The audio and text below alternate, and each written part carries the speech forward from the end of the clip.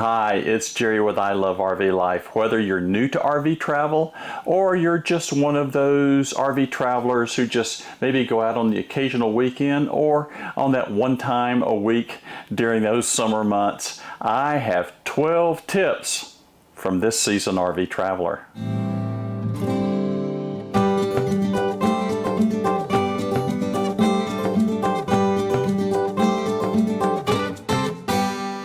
Hi, it's Jerry, and I have 12 tips from you from this seasoned RV traveler. Well, why do I call myself a seasoned RV traveler? It's almost 10 years of RV travel that Joan and I have been doing, 70,000 miles pulling a fifth wheel around the United States, and we have had a blast. And even before that, I guess you could call me a seasoned traveler during almost 30 years of telecommunications work that I was doing, large infrastructure stuff. I flew all over Canada, United States, Central America, all through the Caribbean. I was a busy fella, something like 2 million air miles and thousands of hotel stays. I guess that makes you a seasoned traveler as well. Some of those things that I was doing during those corporate days, I've incorporated into our RV travel plans, and it makes a difference. Now, this is 12 of what I'll call my top 12 list. We could do this and probably do 60 or 70 of important things, but I think if 12 of these are followed and you can incorporate them into your RV travels, well, maybe it'll save you some hardship along the way. So let's get started.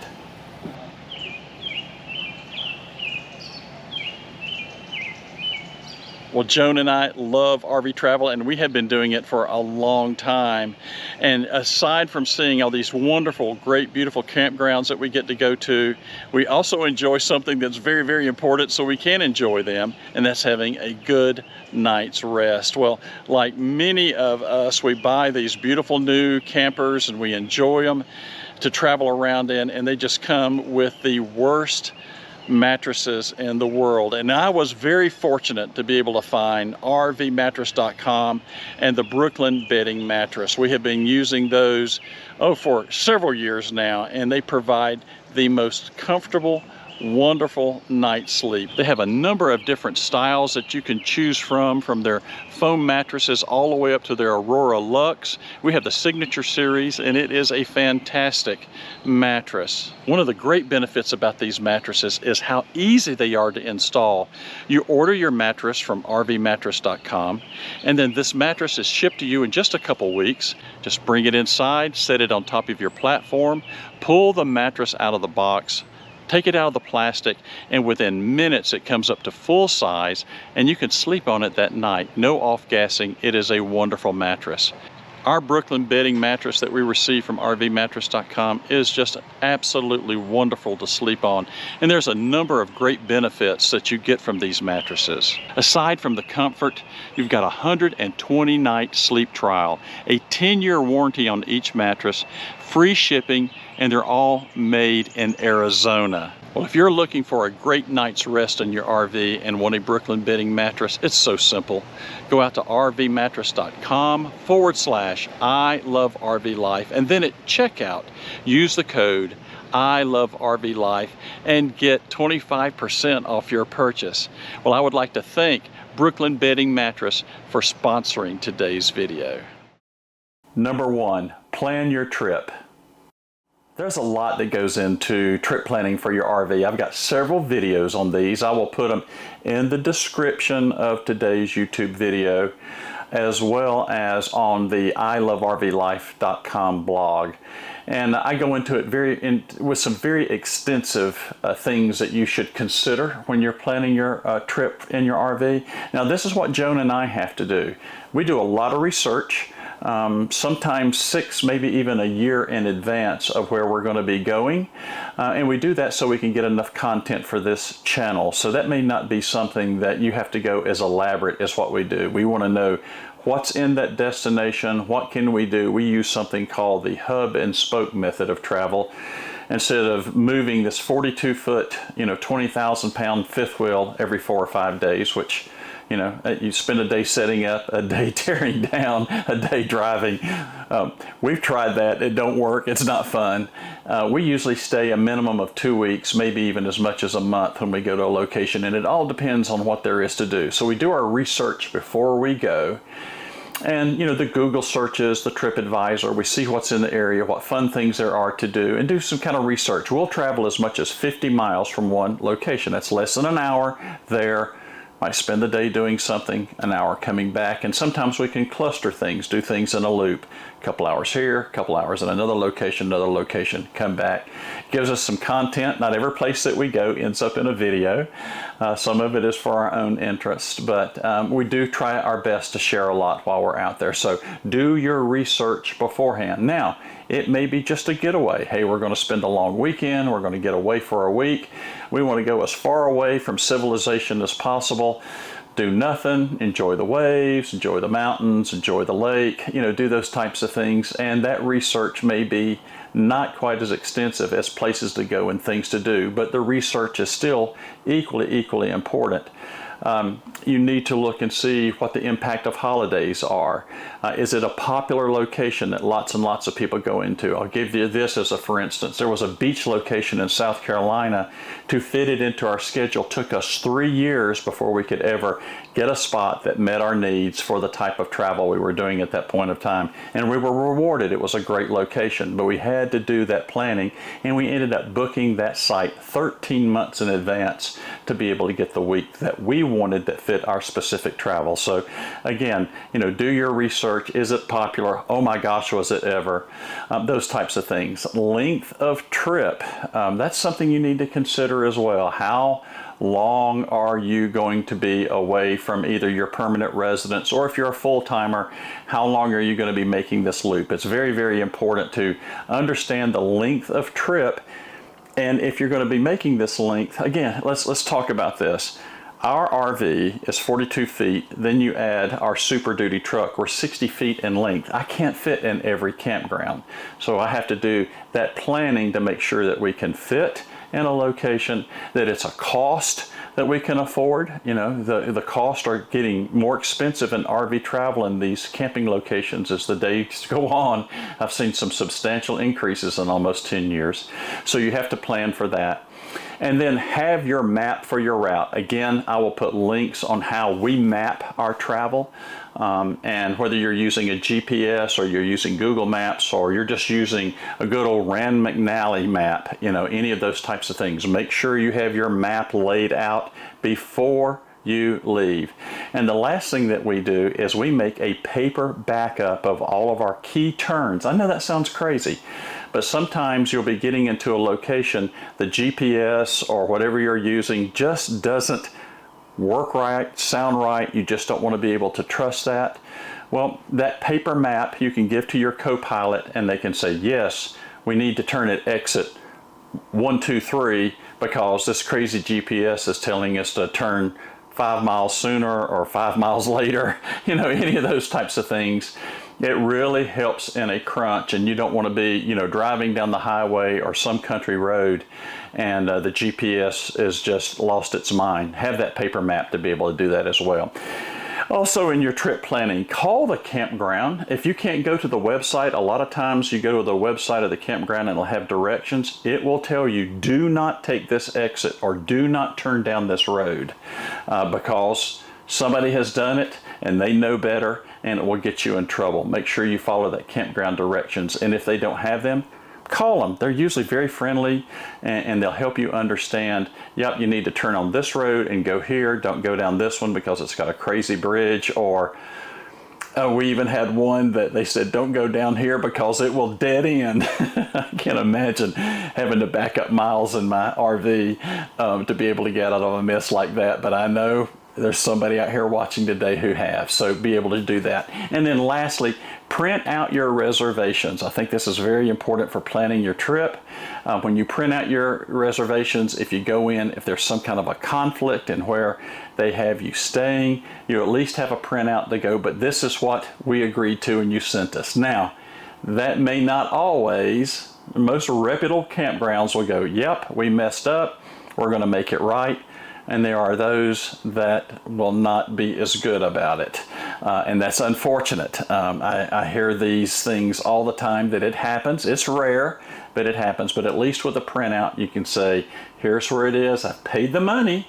Here's the receipt. If they said we didn't get your credit card run or whatever else, you've got that paid receipt. And it will help you hopefully resolve some conflict and allow you to be able to salvage your trip. Number 2, follow the 330 rule. Look, I did not follow the 330 rule. If you've never heard of it before, the 330 rule is 330 miles or 3:30 in the afternoon. That's when you stop and pull into your campground. Look, you can plan your trip, you can look at the campground, your check-in time is at 1 or 2 or 3, whatever it is. Back up into the middle, the many hours that you're going to be on the road, add 30 minutes to it, that's what I do, and then apply the 330 rule. That's a pretty long trip if you think about it, driving 65 miles an hour as we do on an interstate, or if you're on a lot of state roads, or smaller 2-lane roads, you're going to be doing 55 or slower for a period of time, and 330 is going to take you a little bit longer to do 330 in the afternoon to get somewhere, or 330 miles. Now that's not hard and fixed. Have I pulled into campgrounds at 4 or 4:30? I have, but I planned for 3:30. Have I driven more than 330 miles in a trip? I have. There are always those instances that come up. I have made 9.5 hour trips. Not many, thank goodness. They are fatiguing. And that's the toughest thing when we're pulling an RV or you're driving a large RV, is the fatigue that builds over time. We're in tough traffic conditions. People do not respect us in our RVs. I kind of got this long haul trucker mindset after pulling an RV, a long RV for a long period of time. People will cut you off. Just so many things can happen when we travel, and it just builds up fatigue. I tell Joan sometimes I think I've left my fingerprints in the steering wheel when I drove through a big city because of all the chaotic traffic that I was in. And my fingers hurt, my wrist hurts, my shoulder hurts, and that fatigue builds up over time. So that 330 rule helps. I came up with this rule and then kind of found out that a lot of people talk about a 330 rule or something close to that after we had to go into some campgrounds in the middle of the night, or 9 or 10 o'clock at night. And sometimes these campgrounds have no lights. It's hard to be able to find your space. You can just get into a pickle really, really fast. Follow that 330 rule. It will surely make your travels so much better, so much less fatiguing, and it gives you time to set up your RV when you get into campground without a whole lot of stress.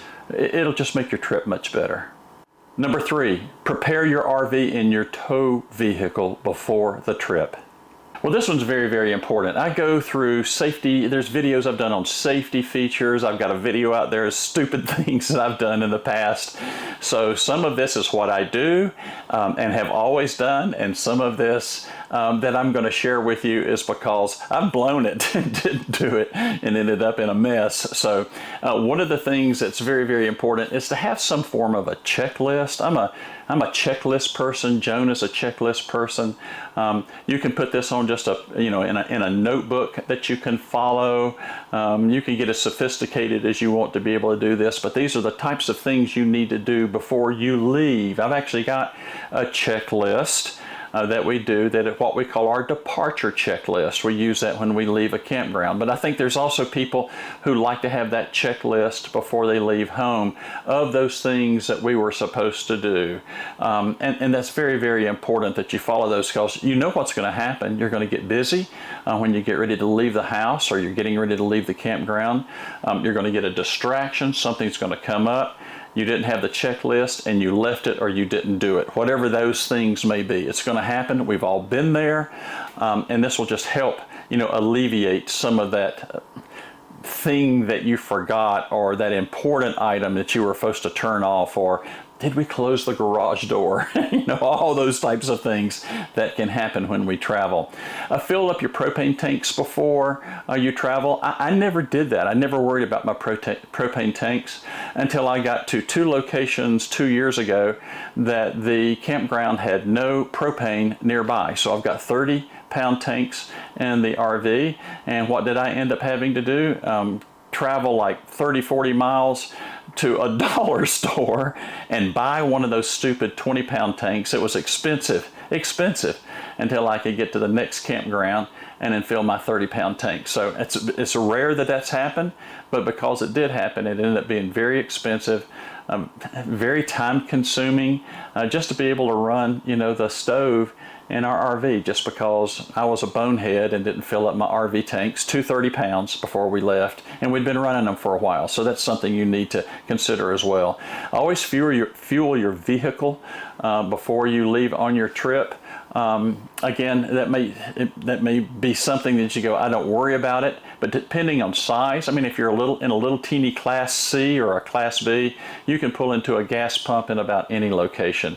But for those of us who drive diesel vehicles, or if you're in a big Class A, or you're just towing something very, very long, it becomes challenging where you can find a place to be able to fill up your vehicle. So just make sure those tanks are capped off before you leave wherever you're going from.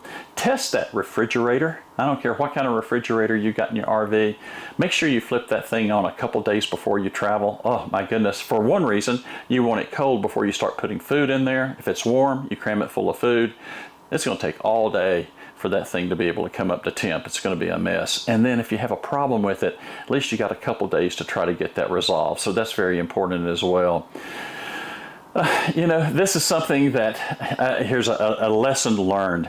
You know, check your hoses, that black and gray tank hose, you know, check it before you travel. Pull it out. I know it's something you don't like to handle. Check your water hose.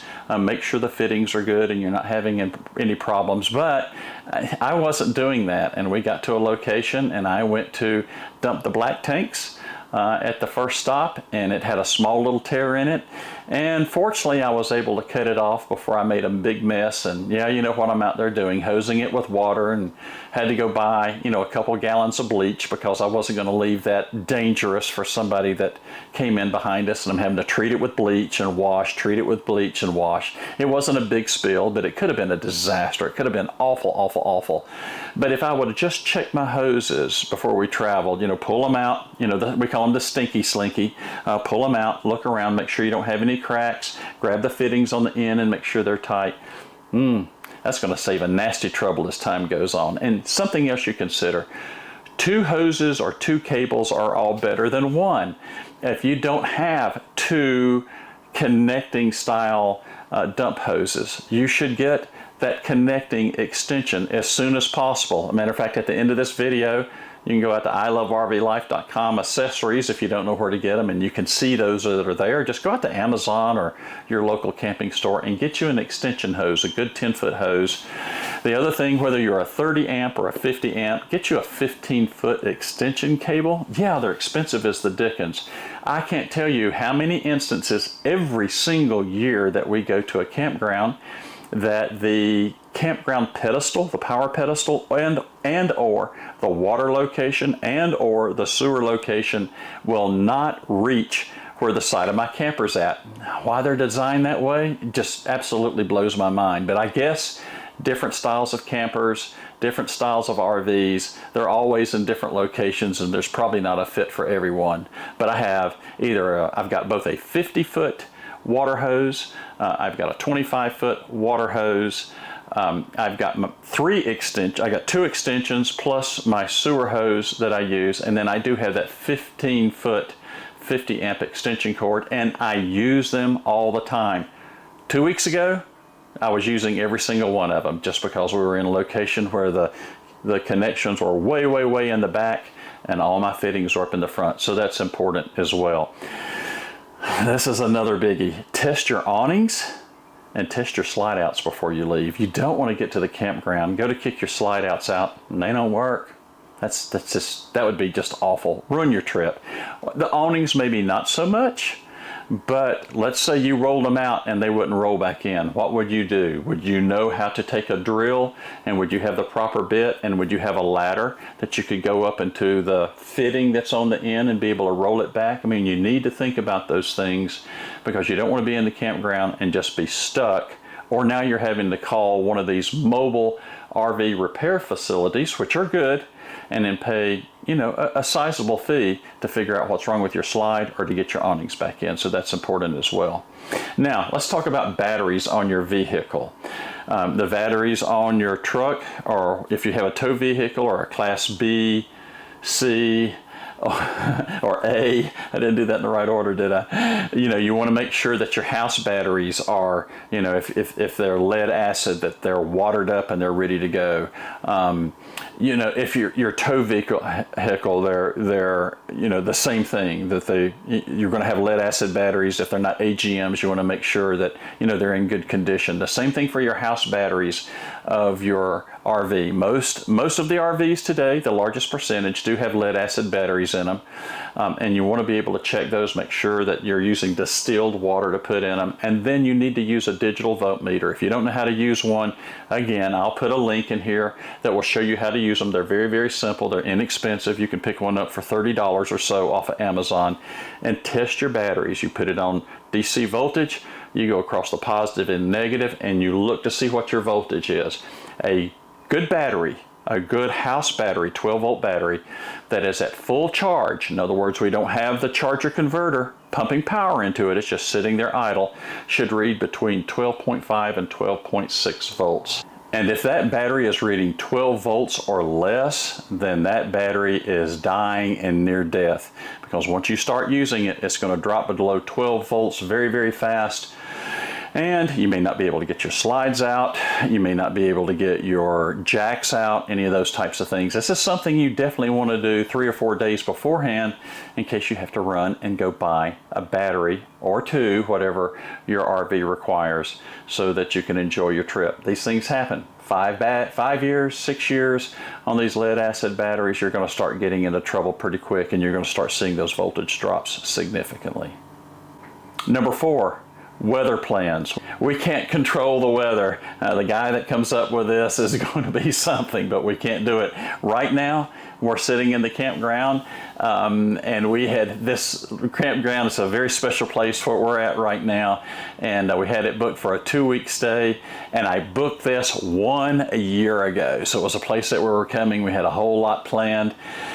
And as we left, we looked at it and went, oh phooey, it's going to rain like cats and dogs for the first 4 days. And it is raining like cats and dogs. It just stopped a few minutes ago, and more than likely before this video finishes, it's going to come pouring again. It's just one of those things that happens, and there's nothing you can do about it, but you don't have to throw your trip away.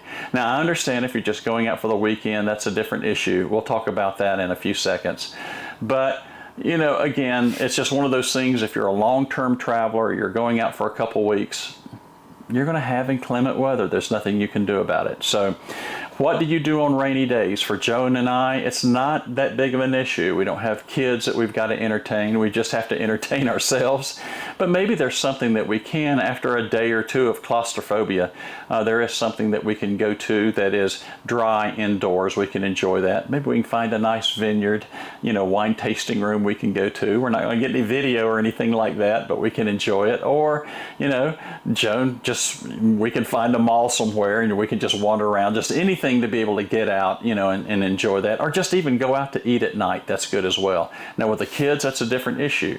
Make sure you've got the toys and the puzzles and the entertainment, maybe something for TV, that you can keep them entertained for a couple days, because, sooner or later they're going to get a little stir crazy, and you don't want them bouncing off the wall. So that's important as well.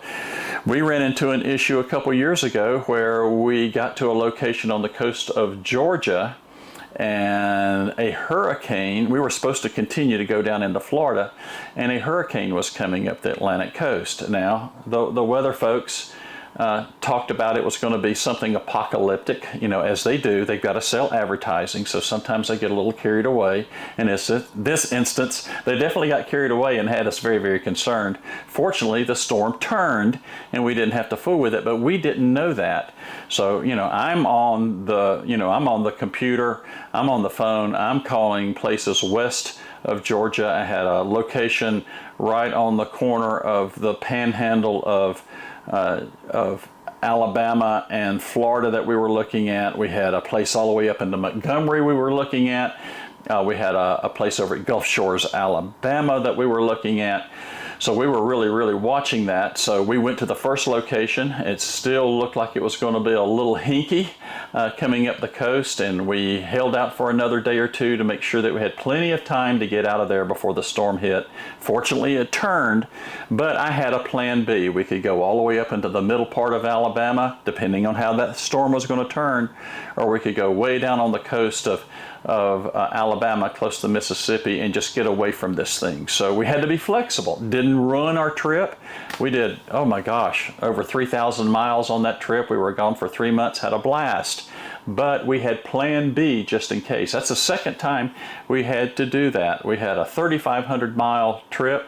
We were in Louisiana. We were headed for the coast of Texas, and it was in the winter, and something odd happened with the weather change, and they were having not a hurricane, but consistent 60-mile-an-hour winds on the coast. And you know, we actually ran into people in the campground that we were staying in San Marcos, Texas, and they had just come up from the coast and said it was just horrible. You know, they couldn't step outside without getting peppered with sand, and everything was blowing, and they couldn't go anywhere, they couldn't do anything.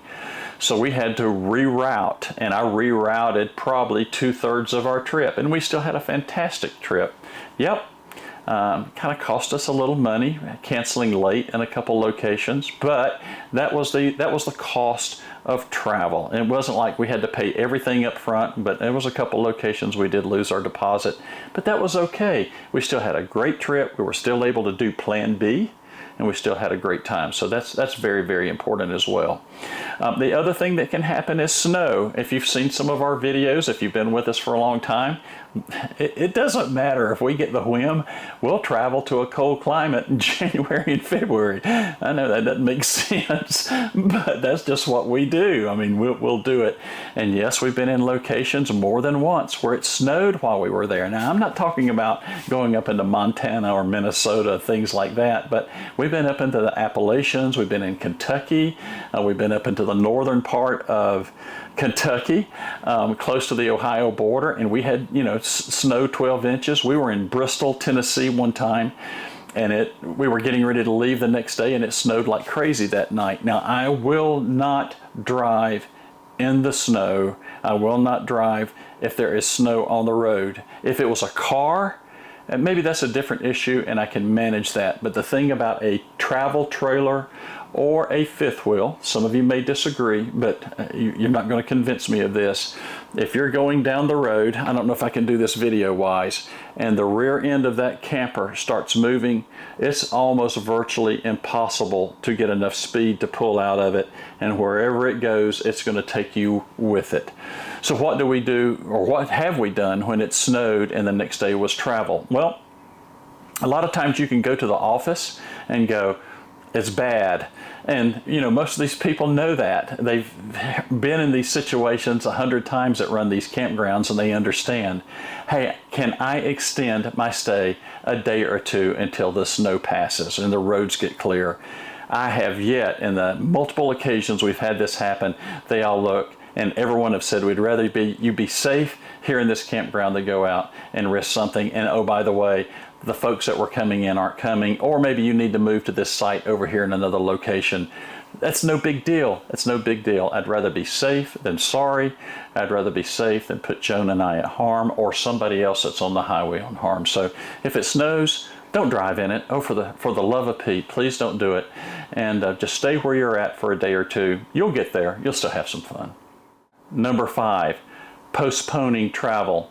I hate to say it, there are instances that have come up in mine and Joan, and I suspect some of you who are watching right now have had to postpone travel. As I've mentioned a couple times before, many times due to our schedules, locations that we want to go to, or just being able to find content that we think will be interesting, we have to book 6 or 12 months in advance. I will share this with you. You know, if you go to your popular beach location or that popular place in the mountains that is very, you know, tourist centric, or it's the 4th of July weekend and that's the only time that you can go, or that's when you'd like to go to a specific location, many times of that favorite spot we like to go to, and if we want to come back to it again in the following year, We've got a 4th of July location like that that's getting ready to happen in a couple weeks. We booked it a year in advance. Something might happen, and that has happened to Joan and I. We have had, in the almost 10 years of travel, we've had health issues that popped up, and we had to tend to that before we could travel. It was unfortunate.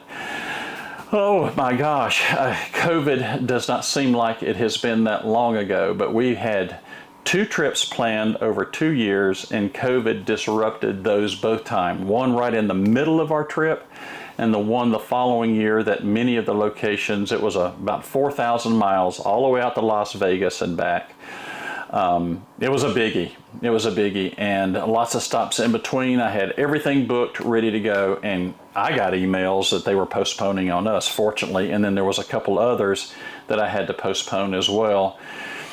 And that just happens. And the reason I bring this up is when you book a campground, understand what either postponement or cancellation will cost you.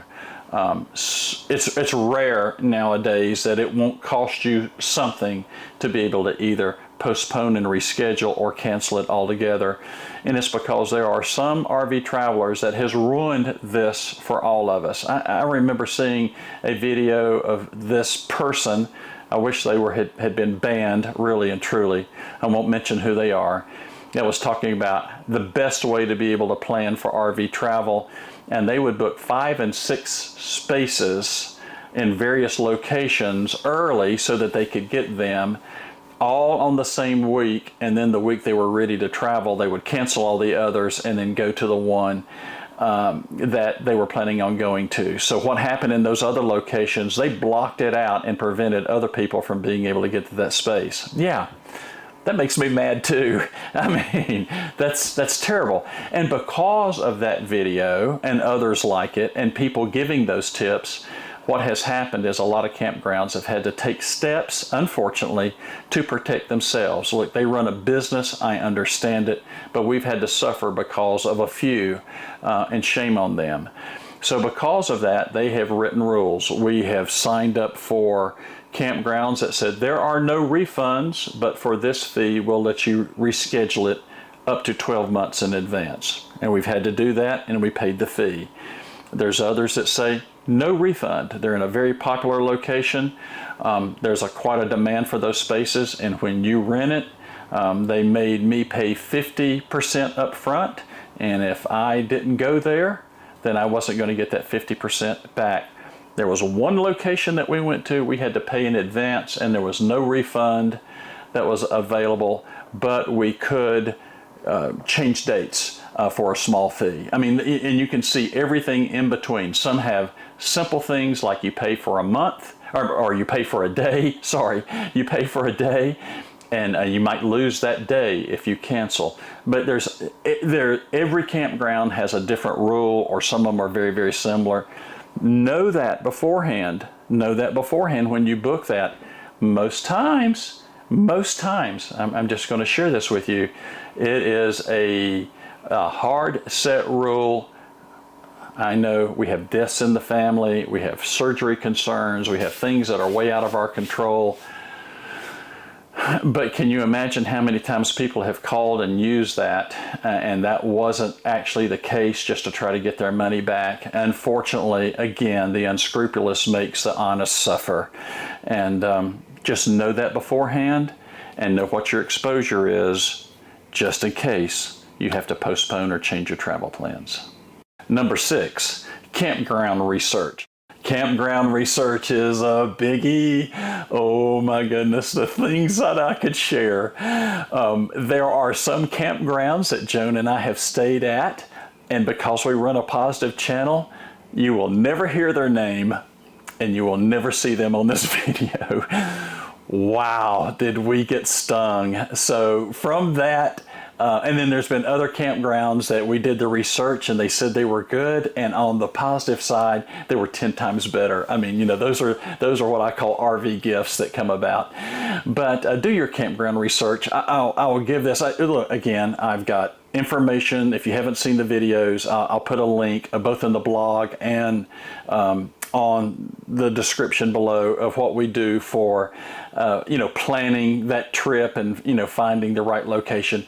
I am a big fan of Google and TripAdvisor for looking at campgrounds. I know, I could go down the list of all these specialized campground locations. I use those two from time to time that are specifically designed for RV reviews, and they work. They're good. They've got some good information.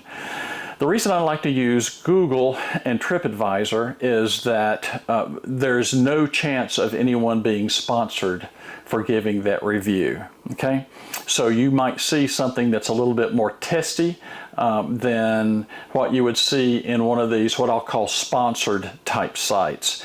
And sometimes I don't know if they're graded different. I hope not. I hope they're all honest, and whatever happens, they're allowed to be able to respond properly to them. But in Google, if somebody was treated very, very poorly, you will see lots of those. Or if the campground was really raunchy or bad, or we had one in a specific location. Again, I'm not going to share all the bad stuff, but we had one, and we were looking. We really struggled. We needed to find a location that we could go to for a period of time, and people were saying, "Don't go here." We were sitting out front watching the meth deals go down. I mean, flag, no, or people just going, this is a full-time location. We stay in those that have a lot of full-time, and don't bother us. We're fine with that. But what I don't want to see is they were junky, they had refrigerators out, the dogs were running wild, just all those types of things that made it negative and dumpy. We didn't want to stay there. So, you'll see that, and it's a little bit stronger in Google and TripAdvisor that you see somewhere else.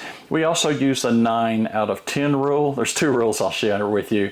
If we can see 9 good reviews and there's the 10th, then we'll look at that 10th and see what happened. The other part of that rule is sometimes, no matter what you do, you can't make certain people happy. They come in with an agenda, and guess what? They leave with that same agenda, and then they're going to be hateful and try to burn someone down. I know of a campground that we stayed in last year that was wonderful, and there was a scathing review. It had all these great reviews, just great reviews, and then there was this, epistle about how terrible this campground was, and I was quite shocked.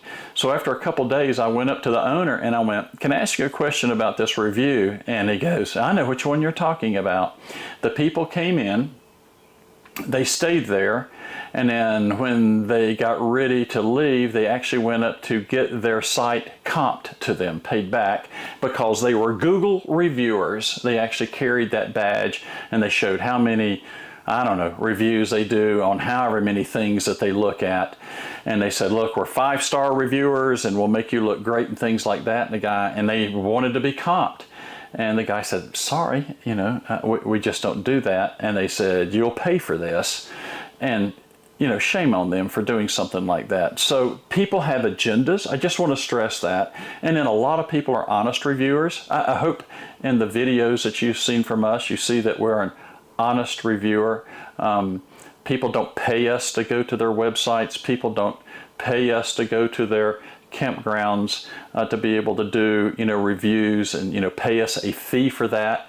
I've never gone to a campground and asked for money. A lot of times we go to state campgrounds or Corps of Engineer campgrounds, and that opportunity does not even exist, even if that was something that we did campground reviews for money. So, just be cautious. If you think somebody is being comped for a campground review, just be cautious and then validate that on Google or TripAdvisor.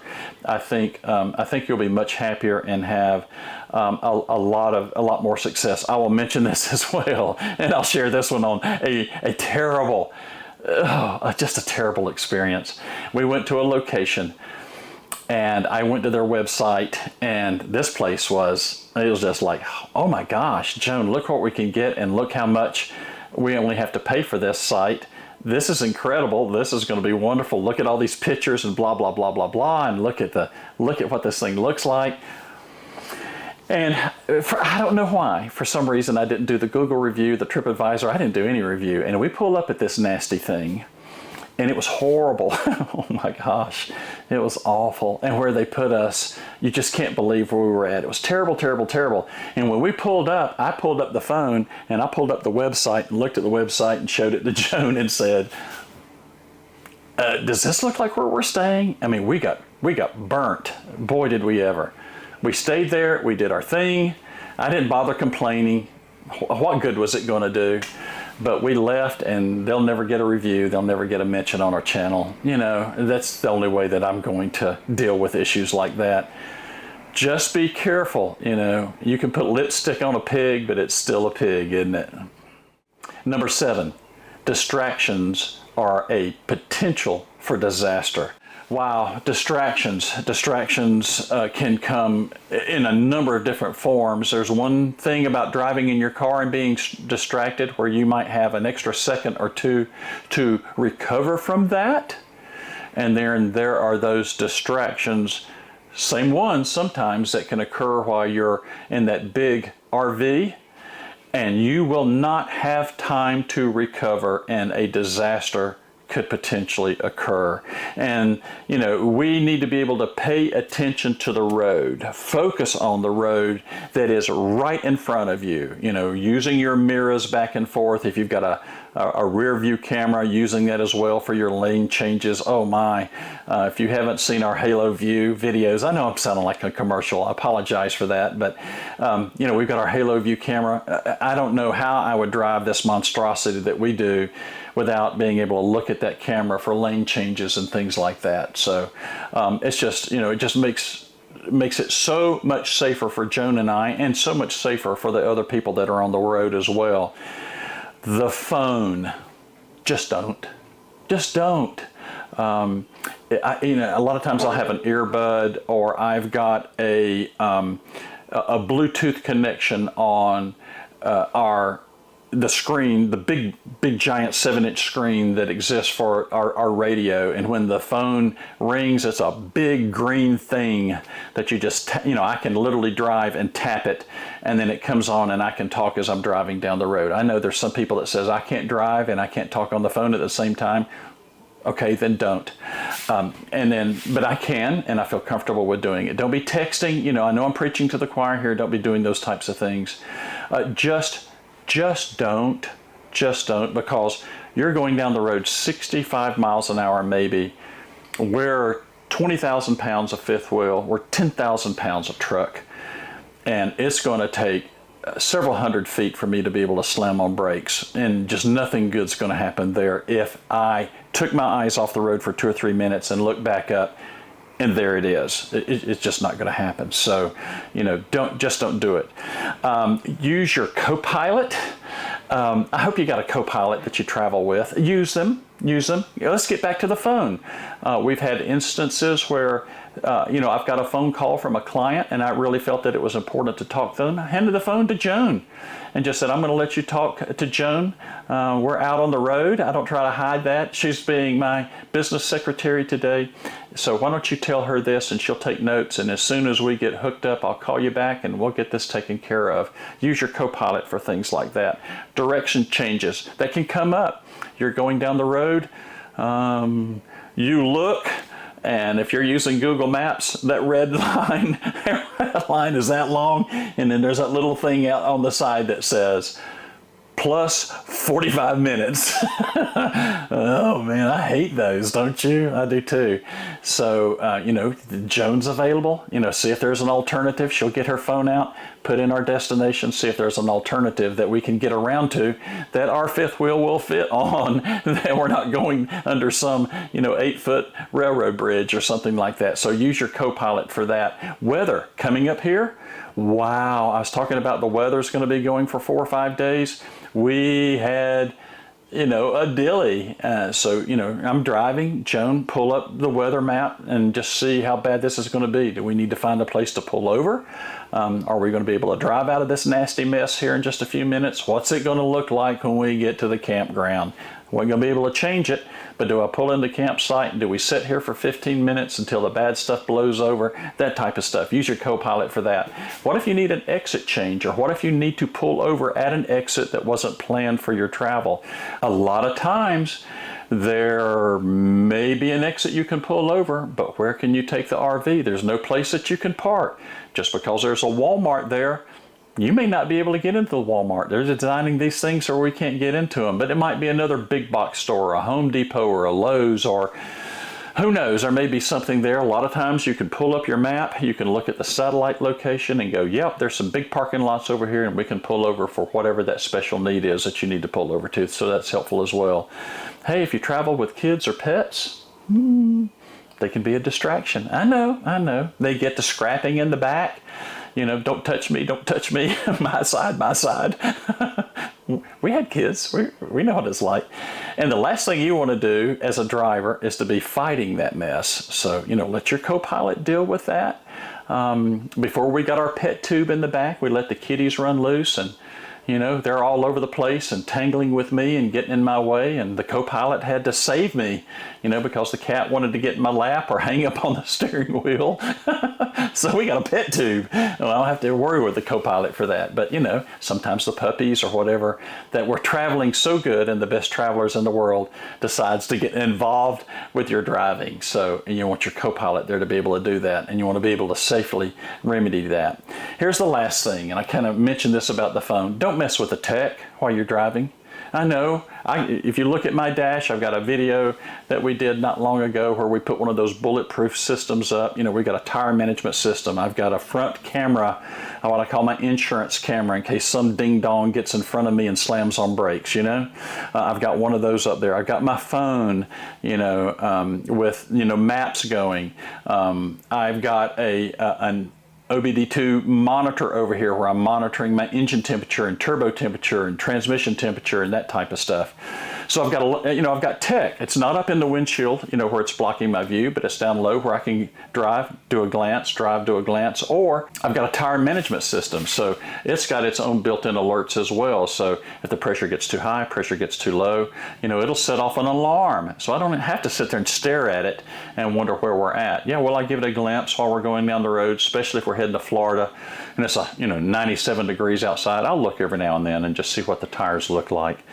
But other than that, you know, wait for the alarm. Don't be sitting there fiddling with it. Again, 3 or 4 or 5, 6 seconds. I know they don't sound like long, but when you're doing 65 miles an hour down the road and you're heavy and you're long, oh wow, just leave the tech alone. Either let your co-pilot fool with it, or, you know, the next exit, just pull over. You know, just pull over, or at the next stop, pull over, remedy whatever issue that you're having going on. Be safe, and then you can head on down the road and enjoy your stop at your next location. Number 8, travel with empty tanks. Well, this is number 8. We travel with empty tanks. I mean, we travel with all of our tanks empty. I have been going through this list of 1 through 8, you know, I'm going all the way to 12. Which one is most important? I think all of them are. So traveling with empty tanks, I think, is one of the more important things that I did not do. Yep, I dumped the black tank. I dumped the gray tank. Now, I understand sometimes we've got dump stations that may be a good ways down the road from wherever you're staying, but you don't have to be driving 65 miles an hour to get to them, and you're just going on down there. They're heavy, you know, until you can get to that location. Dump them and go on about your business. Do you really need a full tank of water in your water tank as you're traveling down the road? Now let's think about that. Why would you need a full tank? I started off doing that because I thought we did, you know, and when you look at the weight of water, water is 8.36 pounds per gallon. And let's say you got a 50-gallon tank, that's over 400 pounds of added weight. Do you really need to do? And I'll share this with you. It will affect your gas mileage substantially, pulling another 400 pounds. It will affect your towing, because that camper, wherever the water's located, is going to definitely have an impact on that trailer's performance, whatever you're pulling, fifth wheel, and even more so on a pull behind. Added tire wear, just all these things kind of add up. Do you really need that? Okay, so let's say that you're planning on going from point A to point C, and there's a stop in the middle that night at point B. And you're going to need those water tanks for a couple different reasons. You're going to need that water for you know, you're planning on taking a shower because it's, you know, hot or something like that. Well, will 10 gallons do? You know, will 10 gallons do? Could you take a Navy shower, squirt, squirt, hit the important parts and go on about your business? You know, think about that. You know, here we're talking a little over 80 pounds versus, say, a 50-gallon tank of 400 pounds. That's a huge difference. We even did that for a period of time, and now I travel with no water. Well, how do you do that if you've got to pull over to use the bathroom? That is a great question. I met a guy a number of years ago. It's probably been about, I don't know, after our first year of travel, I was talking to him. And this guy had been traveling 20, almost 30 years of RV travel. It was a very, very old gentleman. And boy, he was a wealth of wisdom. He was wonderful. And he and his wife traveled with a gallon jug of water. Okay, now let's think about this. If we're pulling over at a rest stop that may or may not have bathroom facilities or whatever else, and everybody's got to do potty time, guess what that gallon of water will do? You do what you've got to do, you flush it, you give the bowl a good splash, and flush it again, and you've only used about that much out of the gallon jug. And we travel with a gallon jug, and I have not had one issue because of that. Even on a trip where one of us had an upset tummy and we pulled over a lot on that trip and we didn't go through a gallon of water. So that really works. Now, even if we would have had an overnight stay somewhere, we carry a little bit of drinking water with us as well. We keep, 6 or 8 bottles of water that you have in the refrigerator for it to be cold, and we always try to keep a gallon or 2 under the sink just in case we get somewhere right when we first stop there, and even filtered, the water's funky. You know, we've all had those instances where we went to a campground and no matter how we filtered it, the water just tastes terrible, and that will give us time to be able to get to a store. Now, you'll say, well, I'm planning on doing a week or 2 of boondocking. Okay, usually where you go boondocking at, somewhere near the entrance of that boondocking area, whether it's a gas station or BLM land or something like that, you can easily find potable water. So you can make your trip, you can do what you need to do, and then you can still get water for your tanks as you're going into the camping location that you're looking for. So think about that. Do you really need that added weight? I don't think so. Do you really need to have full tanks as you're driving up and down the highway? I don't think so. It puts stress on your RVs. I've even heard of instances where people did this over a period of time, and the brackets break because they were on rough roads. You had 400 or 500 pounds of water in there. Boom, boom, boom, boom, boom. Bad event happened. You can even see this in YouTube videos. So think about that. Think about that gallon jug trick that we do. We have been doing that, I think, all but for 1 year of our travel. And again, we've traveled thousands and thousands of miles. It's worked out great for us. Number 9, managing your RV weight. Well, again, I like rules. I'm sorry, I was a large infrastructure telecommunications engineer and operations specialist for a long time. And I lived in a world of rules. And I lived in a world of formulas. So that's just, I don't know, that's just the way this thing here ticks. So let's talk about towed vehicles when we start talking about weight. I like to suggest that whatever you're planning on towing, you should have a minimum of 30% more capacity in your towing capacity than what your pull behind, whether it's a fifth wheel or whether it is, some type of a travel trailer pull behind, something like that requires. So let's say, whatever you're pulling is 5,000 pounds and your car is capable or your truck is capable of towing 5,000 pounds. Don't do that. Let's say it does 5,500 pounds. Don't do that. That's not going to be a good experience. If you need the control that you need in that vehicle, you may not be able to recover properly if you have to hit the brakes, or you get on some wicked curves or those types of things. It's just not going to work well. And I will share this. I traveled with somebody who was on that limit, and we got up into the mountains. We had about an 8-mile 8% grade that we were going on for a long period of time. We only had one of those, but we had a dilly, and they're pulling their pull behind, and I'm in our fifth wheel, and with my big dually, and we're just 60 miles an hour, boom, right up the big mountain. Didn't even know the camper was back there. And they had to pull over twice because their transmission and engine overheated, or was on the verge of overheating, and the engine light came on, and they had to sit there for a while everything cooled down. Got pretty sketchy there for a while. 30% is a minimum that I would consider for added weight, because, and look, if you're just going to be traveling on the flatlands of Florida, it's probably not as big as a deal.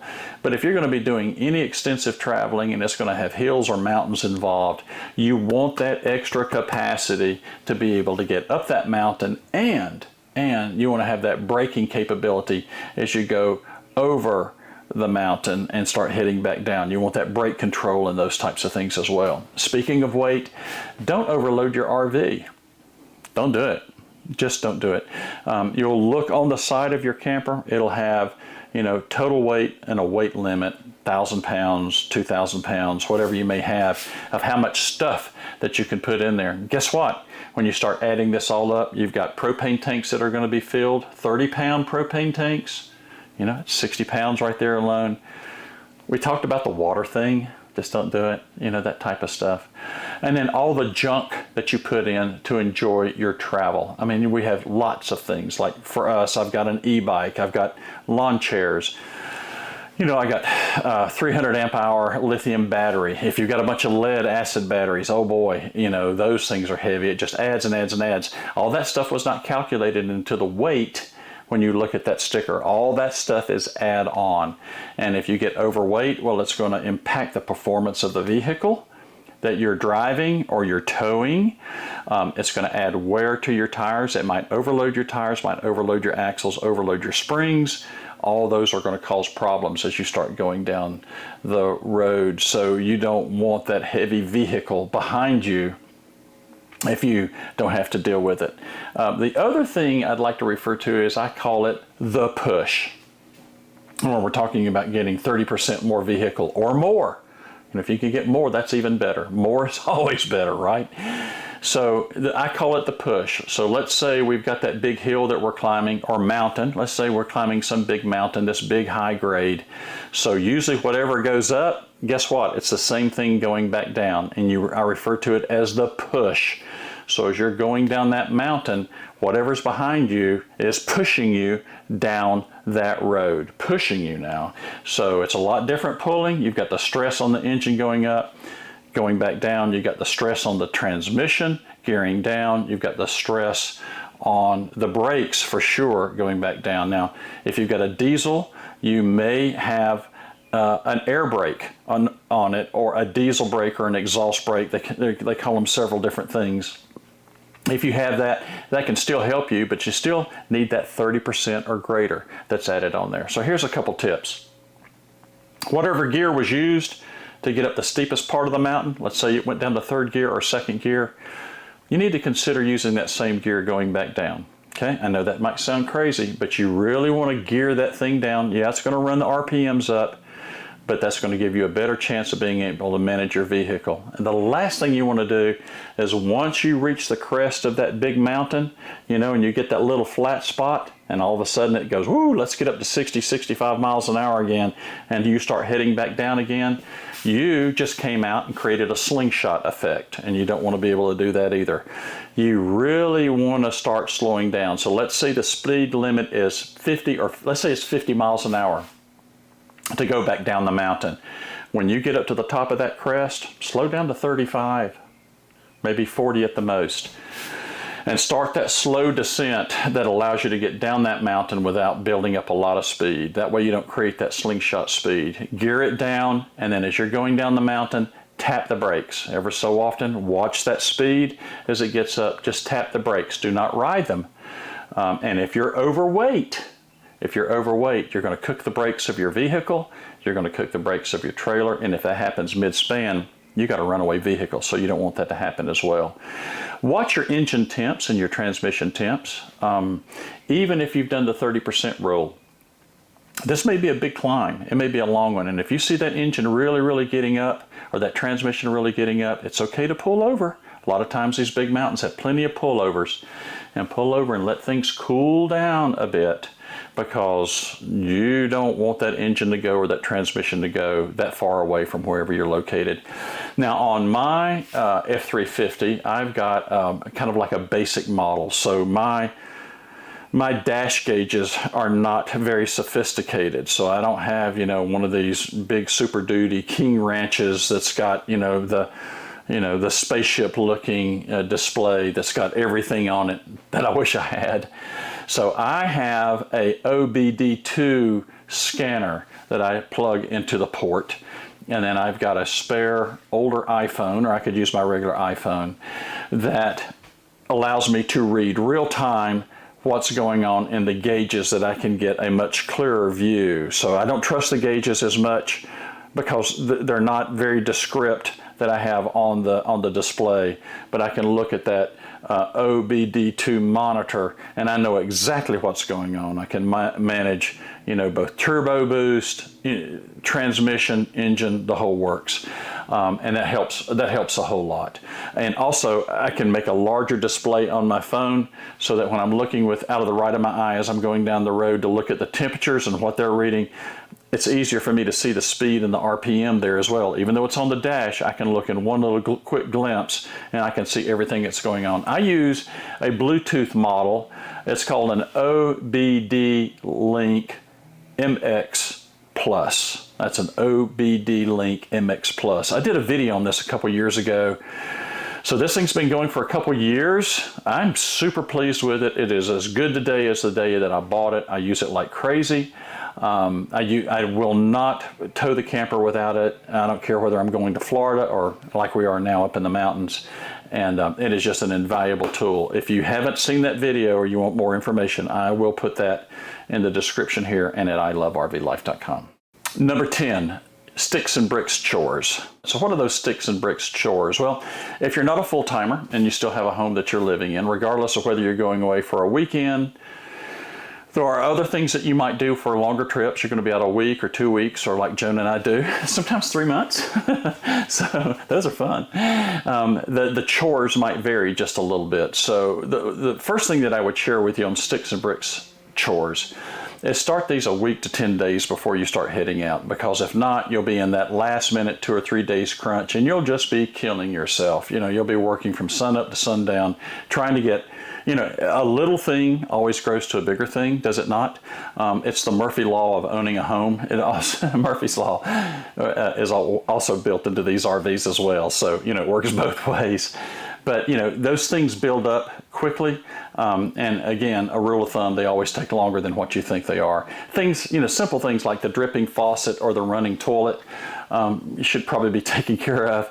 And more than likely, it's been going on for weeks anyway. So now's a great time to go ahead and fix it. And what you don't want to have happen is, especially in that toilet, something finally breaks loose and then that thing runs wide open. Then you get home and you get a $1,000 water bill. So you don't want to deal with something like that. Test things. Test the things that you use for security. If you have an alarm system, now's the time to test it. If you hadn't tested it in a long time, or you hadn't set it off accidentally, especially if you've got things like motion detectors, more than likely the door alarms have been tested because, something happened and somebody opened one up, or you've got window brakes or those types of things. A lot of times you can, do a fast rap on the window, or if you've got the audio types, you can go up to them real close and clap your hands really hard, really loud. It will set those off. So test that. If you have cameras, make sure you arm them. Like if you got a Ring doorbell, or you've got like the blinks, or the secure whatever's, there's so many different types that are out there. Make sure you turn those on, you arm them, and then go out there and walk around, look at the app on your phone and make sure that they see you, report they see, and those are all working. And if they're battery operated, make sure you look at the battery levels, that those things are set the way they are. If you're going to be gone for a long time, weeks, I would strongly suggest turning the water off. We had an instance a couple years ago where we were lucky. We came home, undoubtedly the pipe coming into our home inside the retaining wall of the house, the fitting had broke loose of that PVC pipe and had started filling up the basement. And then by the following day when I walked out, I heard a creek running. And we don't have a creek by our house. And yep, the basement was flooded and it was a mess. And I'm not sure that I would have caught that one by turning it off before we left, but I keep thinking about what would have happened if we were on one of our 3-month trips and then happened the first week of the trip. It would have probably destroyed our foundation. It would have just been awful. And eventually, when the people came and checked the meter, for that month, they would have seen the meter running away and they would have turned the water off, but the damage would have already been done. So I suggest turning your water off if you're going on a long trip for any period of time. Set the temps on your heat or air, depending on the time of year that you travel. There are those times in the spring or fall, we just turn it off because it's not going to get that hot or going to get that cold. We're now in the summer months, so I shoot my temperature up to 85 degrees. I have a Nest that I can use, and I set it for 85 degrees, and then when we get ready to go home, I'll drop that down to a comfortable temperature, so when we arrive home, I've set it on the phone, we'll have a cool house. And it'll be very, very nice for us, but be able to do that. Or if you know that somebody's coming by, I have this set up on my Nest as well. I know somebody's going to be coming by our house several times. They may walk in, think they're doing me a favor and go, oh my gosh, the house is hot, I'm going to turn it down to 77 degrees. And then come 7 o'clock that night, guess what it does? It sets it back up to 85 or 86. Anyway, I know the Good Samaritan was trying to help me out, but this is going to save me a lot of money in my electric bill in the summer, or my gas when I'm out in the winter. So I have it low enough to where the pipes won't freeze in the house, but there's no need to heat it up too hot anyway. Lawn maintenance. So we're going to be gone for a period of time on this trip, so I have someone who's going to come by and cut our grass. I do that for 2 reasons. One, it makes it look like we're at home.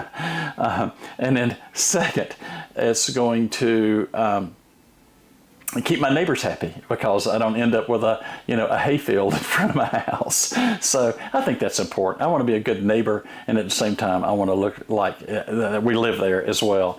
And then empty the trash can. Yeah, we forgot to do that one time. Can you imagine what chicken skins and bones were like after multiple weeks on the road when we walked in the kitchen? Ugh. It was awful. So we make sure that one's done now. And the last thing I would do is just make sure you check the refrigerator. Anything in there that could spoil while you're away. The last thing you want to do is come back after a long trip and open up your refrigerator and you've got a high school biological experiment that has gone bad from the fruits and vegetables and leftovers that you forgot to take out and just basically throw away or put into the camper, whatever you chose to do with that.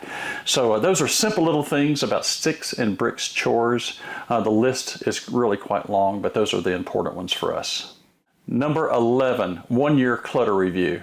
I've got an easy rule for this one. I know I'm a guy of rules and formulas and so forth. If I haven't used it in over a year, I toss it. It might be something I might need in a future trip, so it may be one of those things where it just gets relegated to the garage for future use. And then, again, after a year or two, if that still hasn't appeared, then I'm going to give it away or to somebody who can use it. We review lots of things in our RV travels that we've shared with you. So sometimes those things build up and I've just got a garage area in our RV just fills up with things. And I may get another one just like it or whatever. Or in the instance of the RV that we have now, this fifth wheel, I've got things like hydraulic leveling systems, so I don't have to have, the little devices that we roll up on the level the the camper like I've had before, so I gave those away to someone else. So it's those things that just build up over time that you just want to be able to get rid of. And it just builds up, builds up, builds up. It adds weight to your RV, and it adds clutter that you're just having to dig through things that you don't need. All these cabinets, we go through those probably more than once a year. Matter of fact, Joan and I opened up the ones that you can't see over here, and we looked at each other and went, that's got to be organized. We need to get rid of some stuff. So things just build up over time. We've had this thing that I created when we had, the kids were little in the house, and we call it BPOC. BPOC. BPOC is big piles of crap. And we de-BPOC. Not only the house, but the camper. And again, that has to be done from time to time. There's those things that just build up, make a mess. You can never find anything because what you need is always at the back or always at the bottom. And it's those things that just you carry time after time after time that you move over here to get this thing, and then you move it back and you never use that thing you moved. Just go ahead and get rid of it. Number 12, communications. All right, I think number 12 is just as important as number 1 and every one of the ones that I've shared with you to date. So again, I'm giving you 12 RV tips from a seasoned traveler, and I think communications is very, very key. And I think it falls in a number of different areas. It's sharing about your trip, and then what can you do while you're out on your trip. So these are very important. Now, I'm not going to be talking about things, how you get internet, how you get Wi-Fi, or all those types of things. If you go out to ilovervlife.com, or you just do a search on my videos, I've got several different ways about what you can use for things like internet. Let's face it, campground internet stinks, and if you're out there needing entertainment, or you're doing like I have to do, work out on the road, you need good communication. So that's not what I'm talking about. I'm talking about communications about your travel. First thing that I strongly recommend doing is sharing your itinerary, where you're going to be going, what days that you're going to be leaving, your home, going to campground A, campground B, those types of things. When you'll be coming back home, share that itinerary either with a trusted family member or a friend. And as a matter of fact, if you've got printouts of things, share that with them. And that way, if something happens at home or something happens to you while you're away, and you need to get in touch with these folks, they know exactly where you are, especially in case of an emergency that may happen to you for physical needs, or you've had mechanical problems with your RV or something like that, and you're going to be stuck for a while. They know what's going on, and either they can provide you with assistance if that's what you need, or they can just say, let me know when you're getting this done. We'll be praying for you, those types of things. So the big issue here is that, you communicate with people what your itinerary is going to be. Okay, this is probably going to be controversial for some, but I'm a big proponent of it. Share your location on your cell phone. So with a trusted family member, as we do, trusted family member, or trusted friend. And I know some, depending on your life situation, it could be either or both of those. So like in iPhone, iOS, there's this app called Find My. So it's used to be able to find your iPhone watch if you lose it, or if you dropped your phone somewhere while you were out, you can go to a web and you can use Find My to find that phone. The other thing that you can do is you can share your location with someone. So we have a family member we share our location with while we're out traveling. So the bottom line is they could pull up the phone and see where we're at. So, if we're traveling a long distance, again, I talked about we do the 3:30 rule, but if we're doing not 3:30 this time, but 9 hours, and they're worried about us, they can just kind of check and see us that we're tooling on down the road. That's very, very important. When we get to our destination, if we forget to call them and let them know that we've arrived and we're okay, they can look and go, okay, they're at the campground, I don't have to worry about them. Those types of things. Now, there are those of you out there that's just going to say, oh my gosh, the last thing I need to be able to do is give, the iPhone people, the wireless folks, more information about me and my travels and where I'm at. I'm a private person and I don't want the government snooping on me. Oh, folks, I hate to tell you, it don't matter. If you've got a cell phone, if somebody wants to track you, they're going to do it. They're going to do it. Now, there's things that you can do if you're, if you haven't done anything bad in the world and nobody's looking for you, then this really isn't an issue, is it? But if for some reason that you don't want to share that kind of information, yeah, you can turn location services off. I still don't think that works. I'll be truthful with you. If your phones have GPS in them, I just don't think that you can turn enough stuff off that the government, whoever that may be, or a law enforcement agency, versus turning your phone off completely, that they can't use that to be able to track you and find where you're at. So I know I don't mean to sound harsh, but that's just the world we live in now, and if that is that big of an issue, then there's other things that you can do. So one of the things that I would suggest, and this isn't just one of these, oh my gosh, I don't want people tracking me. There's this device which I'm a big fan of called a Garmin inReach Mini 2. So if you don't want to use that phone and you're concerned about tracking, or for those of us that don't care one way or the other, and you know that you're going to be in a location for a period of time that has no cell service, and let's face it, that can happen. If you're going out into BLM land or you're going to a lot of locations, you may not have any cell service, and it's just, you're just out of luck for that. But at the same time, you want to be able to have some form of communications with the outside world. People communicate back to you, even if it's in little small messages, those types of things. Or you want to have something that is in an emergency. Let's say you're way out in the middle of BLM land and you broke down, or let's say you're out in BLM land and you've just had a very significant health issue. This Garmin inReach Mini 2 is a great device. They're about $400, okay? Still cheaper than an iPhone, still cheaper than a Samsung phone, any of those types of devices. But here's what you have the capability of doing. They do have two-way communications, so you can either communicate through the inReach, or they have a Bluetooth app to your phone to where you can send short messages back and forth to each other. They have an SOS button. You hit that SOS button, it goes out to a specific service.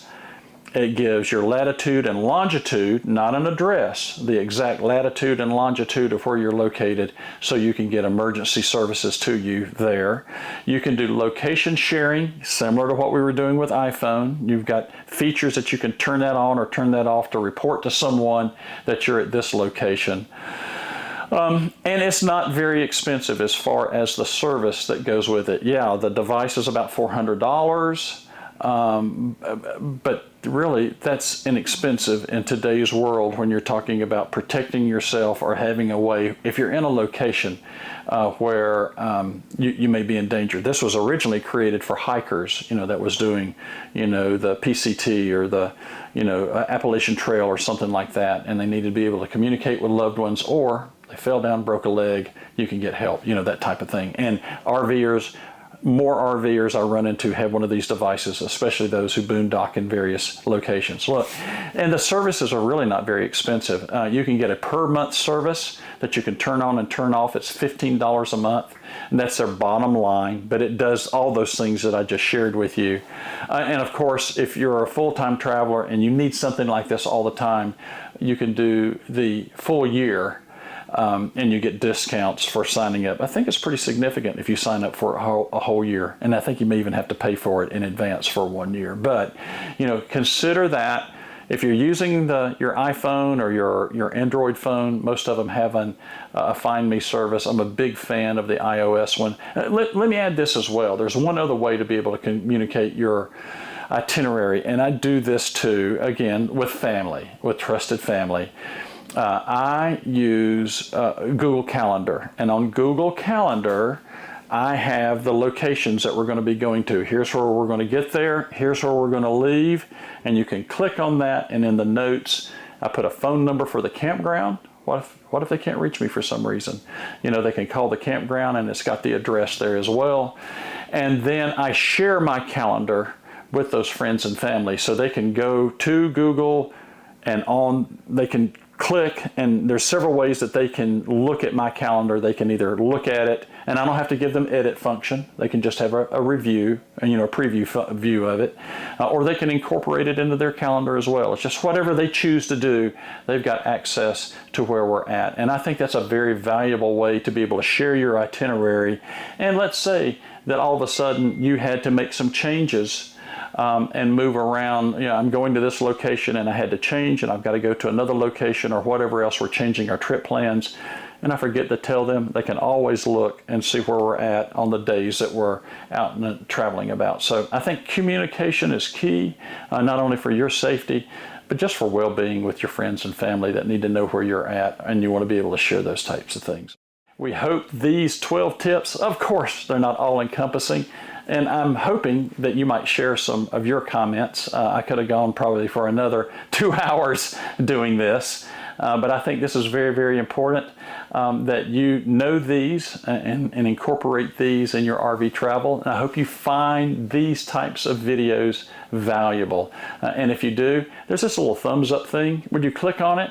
And I'll look at those, and if I see that number grow, I'll do these types of things again in the future. And if you've never subscribed to the channel, just give it a click and hit that little bell, and when we pop up, you'll see that we got a new video out there, and we'd love for you to be able to watch it and see if it's some RV information that you would enjoy, because I enjoy doing this. Yeah, and I love RV life too.